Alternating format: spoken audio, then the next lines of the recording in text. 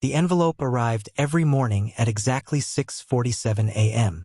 Iris Caldwell didn't need her sight to know what it contained. She heard the paper slide under her apartment door. She could smell his expensive cologne from miles away. And when she picked it up, she knew by the weight, $8 as usual. No more, no less. $8 daily for a woman who once lived in a penthouse along Lake Michigan, who once wore dresses that cost more than most people's monthly rent, who once had a husband worth $340 million. $8 a day wasn't help. It was a message. But what Grayson Caldwell didn't know as he sat in his office at Caldwell Horizon Tech making deals that moved millions, was that the blind woman he stopped caring about, the woman had a secret that would destroy him when the truth finally came to light. You'd think this is one of those stories where a good woman gets vindicated and a bad man gets exposed. It's not. What actually happens is so much stranger and so much more devastating. And if you haven't subscribed yet, go ahead and do that now. But first, you need to understand how a CEO worth $340 million could abandon his own blind wife and never lose a single night of sleep. After you hear what happens next, you won't be able to hear someone say, "But she's not their real mother," without thinking of this story. Don't miss what happens next. 10 years earlier, Iris wasn't blind. She was beautiful in the way that made people stop on Michigan Avenue to watch her pass. Auburn hair that caught the light like copper wire, green eyes that seemed to shift between emerald and jade depending on her mood, a smile that could make a boardroom full of executives forget whatever they'd been arguing about. She met Grayson at an NFL game, up in one of the private suites. He was 31. She was 26. He'd just taken over his father's company that was running in loss and turned it into something people were starting to talk about. She was a social worker who was only there because a friend had an extra ticket and didn't want to go alone. They weren't even watching the game when he spoke to her. "You don't really fit in up here," he said, half smiling. She turned to him. "Excuse me?" He glanced around the suite. Most people weren't even watching the game. They were busy talking, drinking, and showing off. "I've been watching you," he said. "You're the only one actually watching the game. Everyone else is just here to look important." That surprised her. He stayed close after that, asked her questions, listened when she answered, treated her like she mattered. From that day onwards, he wasn't acting like a stranger. He felt like someone you could trust. Very different from the man he would later become. They married 8 months later. A decision Iris hastily took that she will go on to regret. His family had been politely horrified. A social worker, Grayson? Really? But he'd insisted. Back then, he still cared about more important things than just making money. The first 3 years were good. Grayson worked constantly, traveled relentlessly, lived on his phone even during dinner, but a better husband. Iris threw herself into her work at the community center in Englewood, running programs for at-risk youth, while Grayson built his empire. Then the most devastating news came a few weeks later. Iris discovered she couldn't have children. The specialist at Northwestern had been kind but direct. She had been diagnosed with premature ovarian failure with almost no chance of biological children. Adoption or surrogacy were the only options. Grayson had taken the news silently, nodded once, and gone back to work. That was when things started to change. He stopped coming home after work, stopped asking about her day, stopped touching her with anything resembling affection in days he managed to come home. His family, who'd never really accepted her, became bolder in their criticism. "If she can't even give you an heir," one of them said, "of what use is she to our family?" Iris pretended not to hear those whispers at family gatherings. She convinced herself that the coldness in her marriage was just a phase. Iris pretended everything was fine, while her husband slowly transformed into a stranger who slept on the opposite side of their California king bed and spoke to her only when necessary. Then came the night that changed everything. It was a Tuesday in March, unseasonably cold even for Chicago. Iris left the community center in Englewood around 9 p.m. walking to where she'd parked her 2000 Mazda Millennia. The neighborhood wasn't safe after dark, but Iris had never been afraid.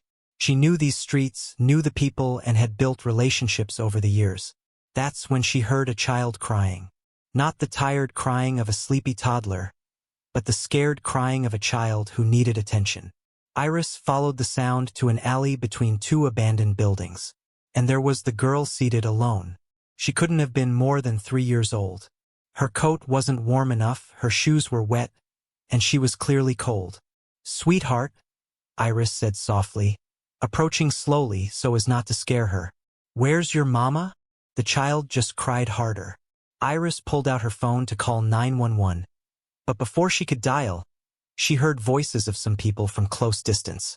"I'm telling you, I saw someone drag the girl down here." Instinct took over. Iris didn't know who these men were or what they wanted, but every nerve in her body screamed act fast. She carried up the girl and looked frantically for an exit. There. A fire escape on the building to her left.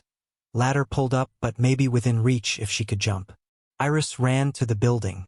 The men saw her. They started shouting and chased after her. She reached the ladder, stretched up, managed to grab the bottom rail. The girl cried softly against her shoulder, her small hands holding tightly to Iris's coat. "Hold on tight, baby," Iris whispered. "Don't let go." She pulled them both up, adrenaline giving her strength she didn't know she had. 1 step, 2, 3. Then everything went wrong at once. One of the men grabbed her ankle, dragging it so hard it pulled her down. She kicked out on instinct and he loosened his grip. But the motion threw her off balance. She twisted, trying to protect the child, trying to keep them both from falling. She didn't remember the impact, just a sharp pain at the back of her head. Then everything went dark. She woke up in Illinois Masonic Medical Center 3 days later. The first thing she noticed was that she couldn't see. It wasn't blurry vision or shapes in the dark. She couldn't see anything, and it terrified her. "Mrs. Caldwell, please stay calm." A nurse's voice, professional but kind. "You've been in an accident. You hit your head when you fell, and there was swelling that compressed your optic nerve. The doctors are doing everything they can." "Where is the little girl?" Iris interrupted, her voice shaky. "The child I was with. Is she okay?" No one answered at first. Then the nurse said, "What child?" And this time, it scared her even more. "The little girl from the alley. She was with me when I fell. Please, I need to know she's safe. Mrs. Caldwell, you were brought in alone. There was no child." The nurse was lying. She had to. Iris remembered holding the child, remembering how frightened she'd been. "Her name," Iris pressed further. "Did anyone ask about a missing child?" "About 3 years old. Hispanic. She was wearing a pink coat." "I'll check with the police," the nurse said. "But Mrs. Caldwell, you need to rest. You have a severe concussion, and your vision." "What about my vision?" She knew something was wrong from the silence that followed. The blindness, they said, might be temporary. The swelling had compressed both optic nerves. As it went down, there was a chance, a small chance that her sight would return. As weeks turned into months, the headaches got better. But she still couldn't see. Grayson visited the hospital exactly 3 times. The first visit, he'd been appropriately concerned. On the second visit, he was already getting frustrated. By the third, he was already emotionally gone. "The doctors say it's permanent," he said on that final visit, his voice flat. "You're going to be blind for the rest of your life." "I know," Iris whispered. "I can't do this." Those 4 words, delivered like a business decision. A merger that didn't make financial sense. An investment with insufficient returns. "I'm your wife," Iris said, her voice shaking. "We said we'd be there for each other, through the tough and easy times. You can't have children. Now you can't even see. What exactly am I supposed to do with a wife who's completely useless?" Grayson said with a harsh tone. That hurt more than anything he'd said before. This was the man who'd once told her she was the best thing that ever happened to him. The man who'd proposed on one knee in Grant Park with tears in his eyes. That man was gone. If he'd ever really existed at all. The divorce papers came while she was still in the hospital. Grayson's lawyers were efficient, ruthless, and armed with a prenuptial agreement that Iris had signed in those early, trusting days when she believed their love could survive anything. She got nothing. Not the penthouse, not the cars, not the vacation home in Door County. Her lawyer, a kind woman from legal aid who took her case pro bono, explained that in Illinois the prenup was airtight. He's offering you $8 a day for living expenses, the lawyer said, her voice tight with barely controlled anger. It's calculated to be just enough that he can claim he provided support, but not enough to actually help you maintain anything close to your previous standard of living. Why 8? Iris asked. Because he's cruel, the lawyer replied bluntly. And because he can be. Iris signed the papers. What choice did she have? She was blind with love, unemployed, suddenly alone in a city where she could no longer navigate independently. Her friends, the ones she'd made through Grayson's social circle, disappeared overnight. Their sympathetic phone calls stopped. The lunch invitations dried up. She understood. Rich people protected rich people. A blind ex-wife with no money was an embarrassment they couldn't afford to be associated with. The only friend who stayed was Yolanda, a woman Iris had worked with at the community center. Yolanda was the one who helped her find the apartment in Rogers Park, who taught her how to navigate using a cane, who showed up every Sunday with groceries and refused to let Iris sink into the depression that threatened to swallow her whole. You're a survivor, Yolanda insisted. You'll figure this out. But surviving felt like drowning in slow motion. Then, 6 months after the divorce was finalized, Iris got a phone call from the Chicago Police Department. Mrs. Caldwell, apologies, Ms. Brennan. She'd gone back to her maiden name. I need to ask you some questions about the night you were injured. Iris gripped her phone tighter. They never found her, did they? Actually, that's why I'm calling. We found her. Or rather, she was dropped at a fire station about a week after your accident. No identification, no information whatsoever. She's been in foster care. Iris felt so relieved she had to sit down. Is she alive? Is she okay? Physically, yes. Emotionally. Detective Kern paused. She hasn't spoken a word since she was found. Also, she won't tell anyone her name or talk about what happened. The trauma psychologist thinks she witnessed something devastating before you found her. Can I see her? Iris asked, then laughed bitterly. Can I meet her, I mean? Actually, that's the other reason I'm calling. She has your business card in her pocket. The one from the community center. We think she might have been connected to one of your clients. Iris ran through the people she'd worked with in her head, young moms, teens, kids in the system. I need to know her name, Iris said suddenly. Did anyone report a missing child that matches her description? That's the thing. No one did. We've been running her picture through every database. We found no result. It's like she doesn't exist. Iris sat in the silence after the call ended. A child with no name, no family, no one searching for her. She thought about the weight of those small arms around her neck in the alley, the desperate grip. The way the girl had clung to her like Iris was the only solid thing in the world. She remembered me, Iris thought. She kept my card. Then there must be more to it. She called the detective back. I want to meet her. How do we go about it? Iris met Lucia, the name the foster system had given her, 2 weeks later at a DCFS office. Yolanda had to guide Iris through the building, had to describe the waiting room, the office, the social worker's tired smile. But when Lucia came into the room, Iris didn't need her eyes to know it. The footsteps stopped. The room went quiet. Then social worker broke the silence. Lucia, this is the woman who saved you. Then Iris felt small arms wrap around her waist, felt a child's face press against her stomach, felt the shaking that meant Lucia was crying. And Iris understood something in that moment that would reshape her entire life. This child had no one. No family that had claimed her. No safe place to return to. No voice to tell her story. But Iris had arms to hold her. Had a heart that still knew how to love even after it had been broken. Had a life that felt purposeless until this exact second. Can I foster her?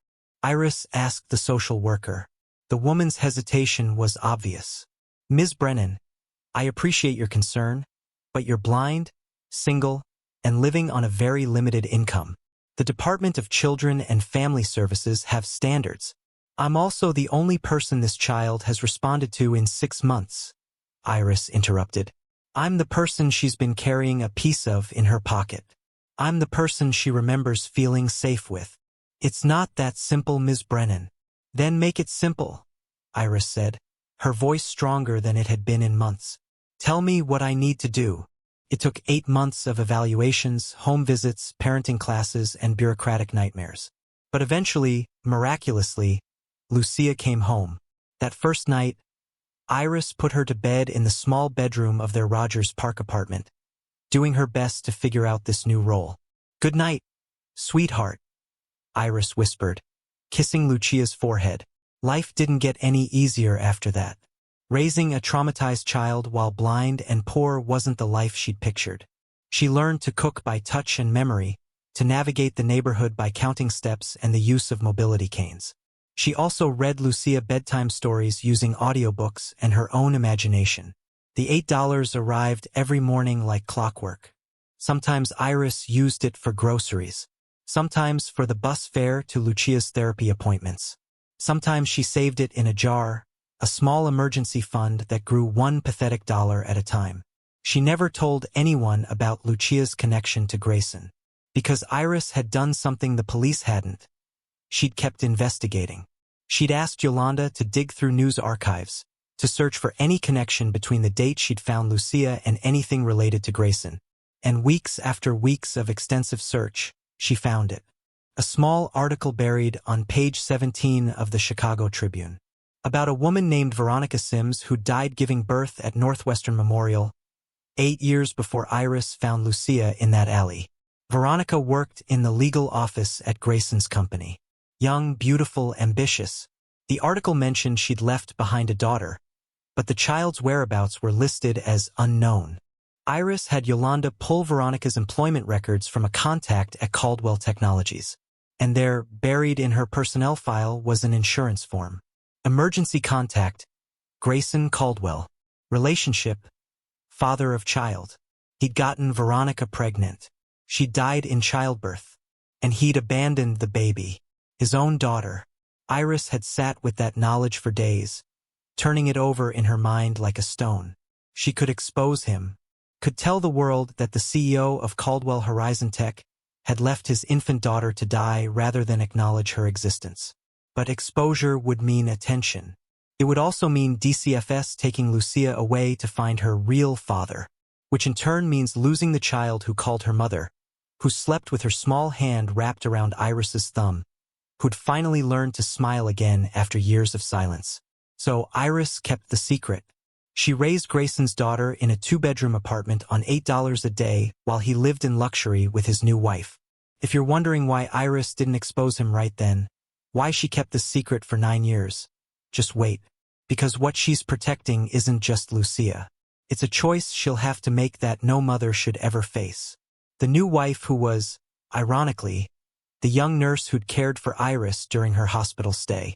Amber Griffin, 28 years old, blonde, sighted, and fertile. Grayson had married her 6 months after the divorce was finalized. Lucia was brilliant. At age 7, she was reading at a high school level.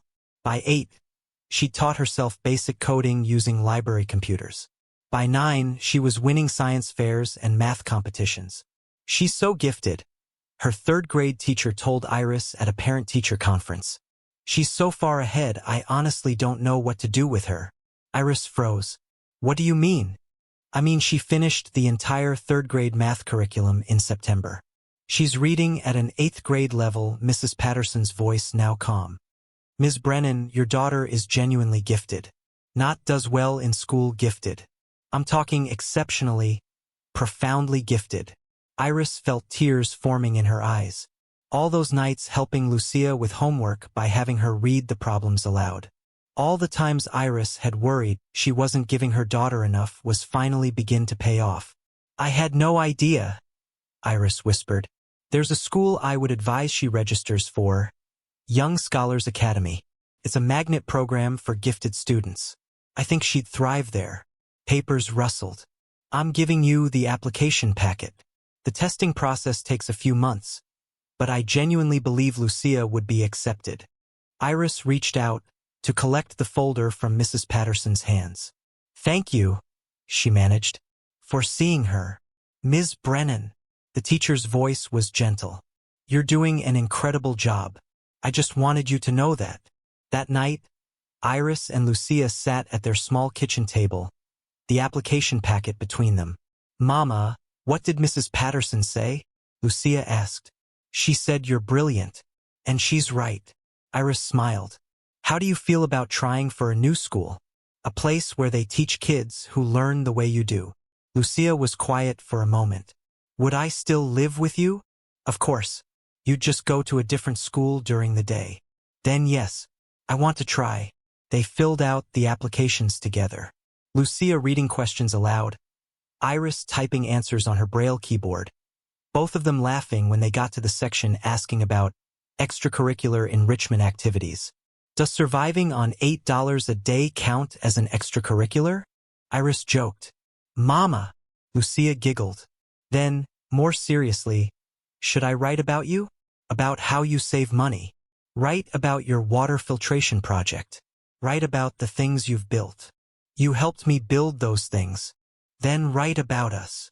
2 months later, the acceptance letter arrived. Iris heard Lucia's scream from the mailbox before she even got the front door open. "Mama! Mama! I got in. Young Scholars Academy." Lucia crashed into her, the letter crinkling between them. Iris held her daughter tight, feeling her whole body shake with joy. "I'm so proud of you, baby. So proud." For one perfect moment, Iris let herself believe that maybe Lucia's brilliance could be their way out. That talent and hard work could overcome poverty and disability and all the ways the world tried to keep people like them small. Then Lucia said, "Mama, there's another envelope. It says, financial aid determination." Iris's hands went cold. "Open it, sweetheart." She heard Lucia tear the paper. A long silence. "Mama, even with financial aid, it's $400 a month. $400. More than Iris made from disability and her part-time transcription work combined. The hope that had felt so real 30 seconds ago crumbled like ash. If you've ever had a door slam shut at your face just when you thought things were finally getting better, you know exactly how this feels. And if you want to see how Iris and Lucia fight their way back from this, make sure you're subscribed, because what happens next is something you won't want to miss. "We'll figure it out," Iris lied, pulling Lucia close again. "We always do." The story might have ended there, a blind woman raising a brilliant child in quiet obscurity while her ex-husband enjoyed his empire. But fate has a way of bringing truth to light. It started with a science fair. Lucia, now 9 years old and in 4th grade, had built a water filtration system using materials from the hardware store and principles she'd taught herself from library books. It can clean contaminated water for less than 50 cents per gallon, Lucia explained to Iris as they worked together in their cramped kitchen. People in places without clean water could use it. The project won first place at her school, then at the district level, then at the regional competition. Then it got selected for the National Junior Inventors Showcase in Washington, D.C. The news station that covered the regional finals interviewed Lucia and Iris. It was a small segment, feel-good human interest story about a gifted child being raised by her blind foster mother. "Tell us about your mom," the reporter said to Lucia. And Lucia, small and serious in her thrift store dress, looked directly at the camera.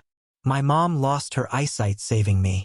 She found me when I was little and nobody wanted me, and she chose me anyway. She's the bravest person I know. And someday I'm going to invent something that gives blind people their sight back. Because she deserves to see how amazing the world is that she taught me to love." The segment went viral.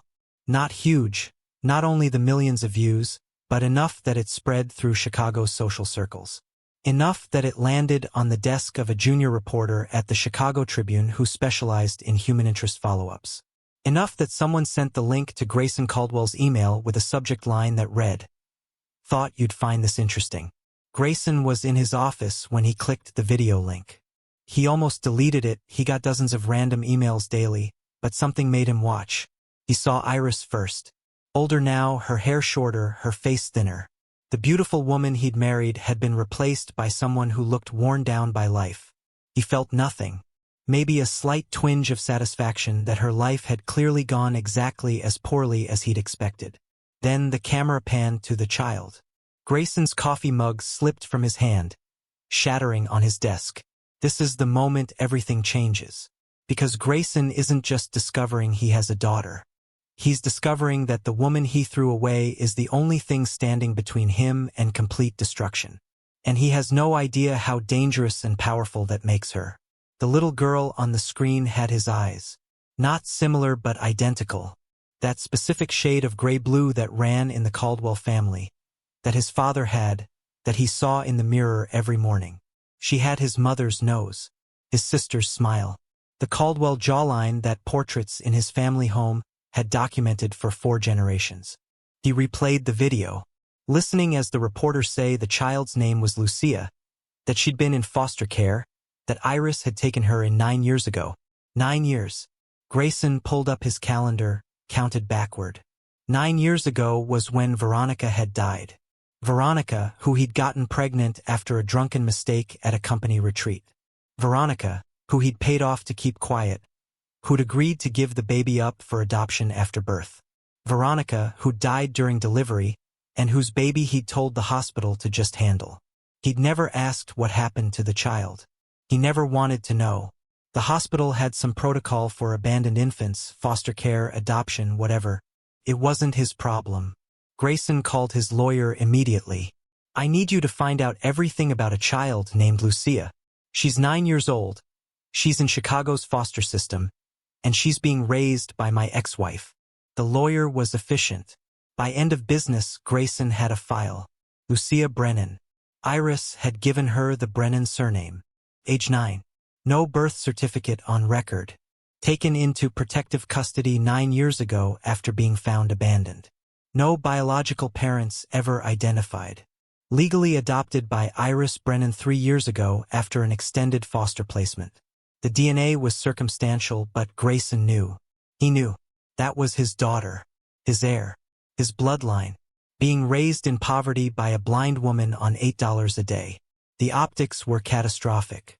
If this got out, if anyone connected the dots, the headlines would destroy him. Tech CEO abandoned daughter. Let her live in poverty while sending ex-wife $8 daily. His business would implode. His reputation would be annihilated. His current wife, Amber, would leave him. She'd signed a prenup, but it had a morality clause. His board would force him out. Everything he'd built would burn, unless he acted first. The knock on Iris's door came on a Tuesday morning, right after the $8 envelope slid underneath. Iris knew it was Grayson before she opened the door. She could smell his cologne, could hear the particular way he breathed when he was angry. "Hello, Grayson," she said calmly. "We need to talk about Lucia." His voice was very hard and controlling. "What about her? Don't play games. I know who she is. I know what you've done." Iris stepped aside, let him enter her modest apartment. She heard him take in the space. The worn furniture, the braille labels on everything, the child's drawings taped to walls he knew she couldn't see. "What exactly do you think I've done?" Iris asked. "You took my daughter. You hid her from me. You've been using her to..." "To what?" Iris interrupted. "To extort you? If that was my plan, I would have done it 9 years ago when I found out whose child she was. Or 3 years ago when I legally adopted her. Or last month when she won that science fair." Grayson didn't know what to say. "I didn't take your daughter, Grayson. You threw her away. The hospital tried to contact you when Veronica died. Multiple times. You never responded. You abandoned an infant and she ended up in the system. I found her by accident, and I kept her because she needed a mother. I want a DNA test. Fine, but it won't change anything. I'm her legal parent. My name is on her adoption papers. I'll sue for custody." "Go ahead," Iris said, and there was steel in her voice. "Explain to a judge why you waited 9 years. Explain why you never paid child support. Explain the $8 a day to your disabled ex-wife while your biological daughter went without. You can't keep her from me." "I'm not keeping her from anything," Iris said. But I'm also not letting you destroy her life to save your reputation. Lucia doesn't know who her father is. She thinks her biological parents are dead. And that's how it's going to stay unless you decide to tell her. And if I do, then we'll deal with it.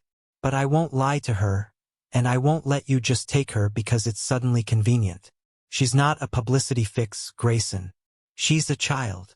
Grayson left without another word. But Iris knew this wasn't over. 2 days later, an envelope arrived. Not the usual $8. This was thick, expensive paper. Yolanda read it to her. It's from Grayson's lawyer. He's offering you a deal. Full custody remains with you. He'll set up a trust fund for Lucia's education. Full ride through college, any school she wants. Plus $500,000 in a separate account for her to access at 18. And he'll increase your monthly support to $3,000. In exchange for what? Iris asked, though she already knew. Silence.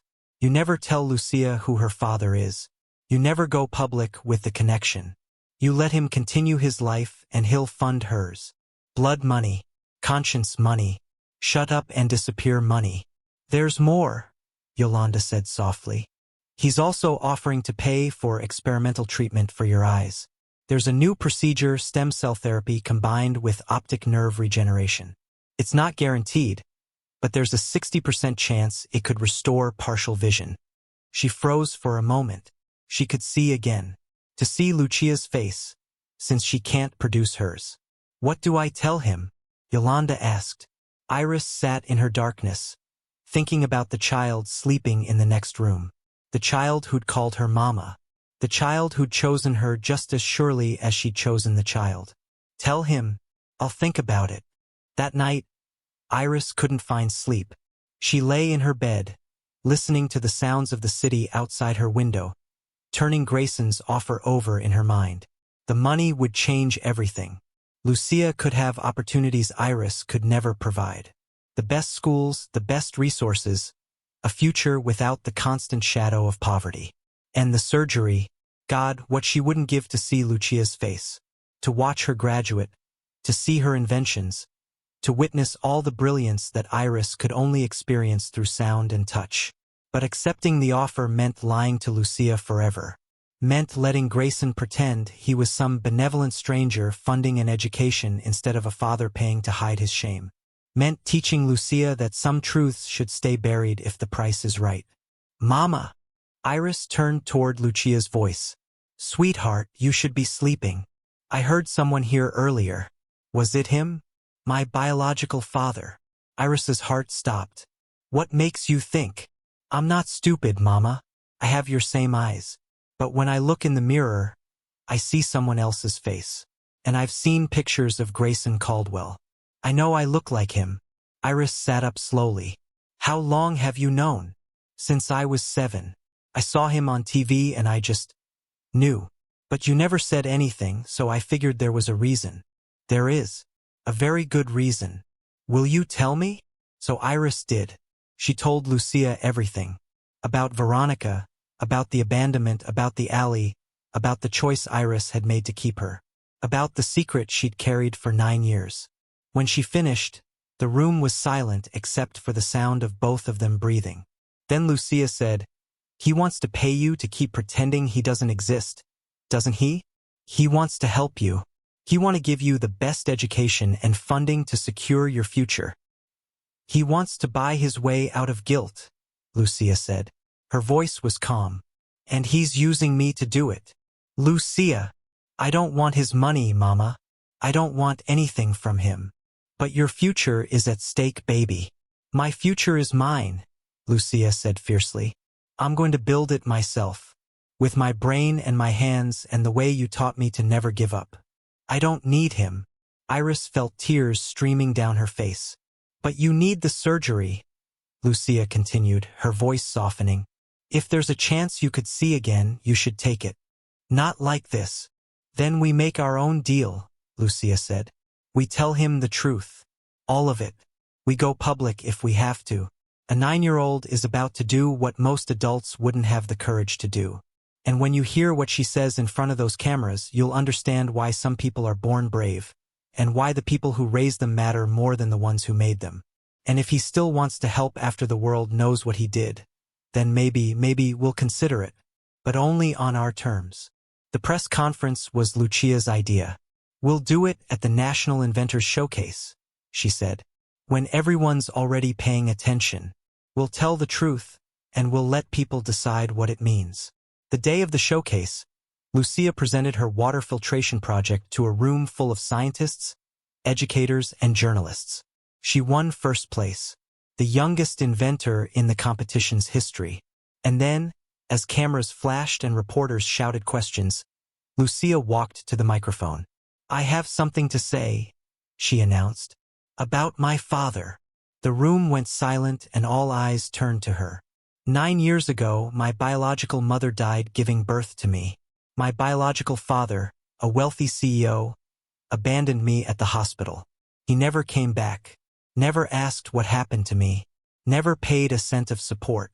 I ended up in foster care, alone and traumatized. Then a woman named Iris found me. She was going blind from injuries she got saving me from danger. She was going through a divorce. She had no money and no sight and every reason to walk away. But she didn't. She took me home. She raised me.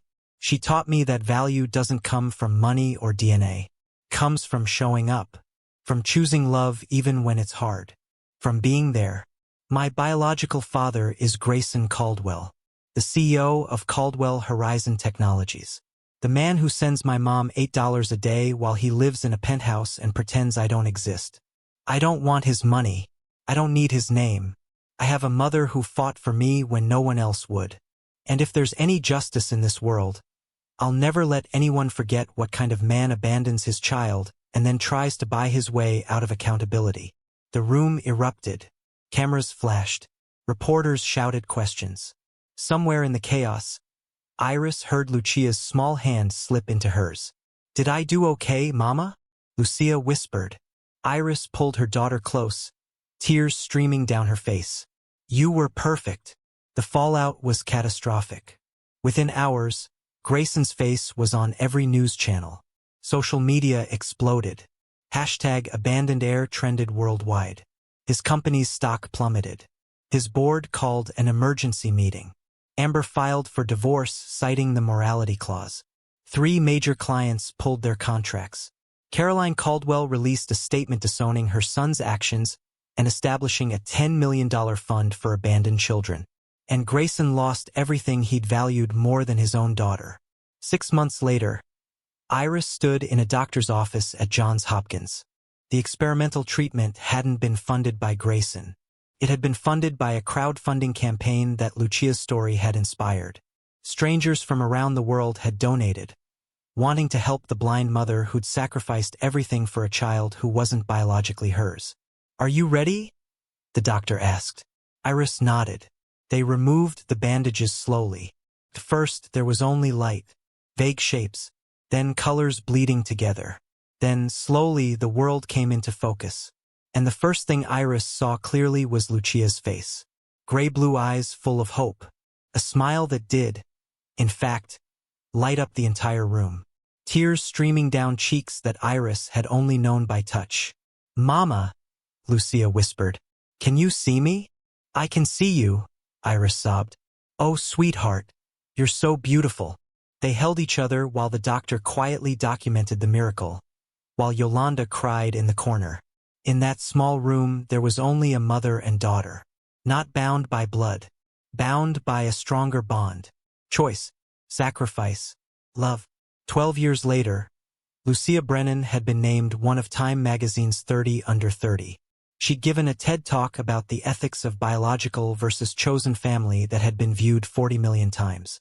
She had just graduated at the top of her class, with a degree in medical engineering. Lucia's valedictory speech was about second chances, about the people who save us, about the difference between the family you're born into and the family you choose. And at the end, she looked directly at Iris. "My mother taught me that the measure of a person isn't their wealth or their power or their biology. It's what they do when no one's watching, how they treat people who can't benefit them, whether they show up when it's hard. By that measure, my mom is the richest person I know." And I'm the luckiest daughter in the world. The crowd stood and applauded. But Iris only had eyes for Lucia, the child she'd found in an alley, the daughter she'd chosen, the woman she'd helped become. And as Lucia ran down from the stage and into Iris's arms, both of them laughing and crying. The following morning, Iris thought the usual envelope had arrived that morning. But it wasn't $8 this time. A letter from Grayson, who now lived quietly in Phoenix, working at a nonprofit for family reunification, who'd spent the last 12 years trying to make amends for the people he'd hurt. I know I have no right to ask, but I wanted you to know that watching from a distance as Lucia became the woman she is has been both my greatest pride and my deepest shame. You gave her everything I never could. Not money, character. Thank you for being the parent I wasn't brave enough to be. Iris had read it twice, then put it away. Some apologies come too late to matter. Some damage can't be undone. But some stories, some beautiful, impossible, chosen stories, turn out exactly as they're meant to.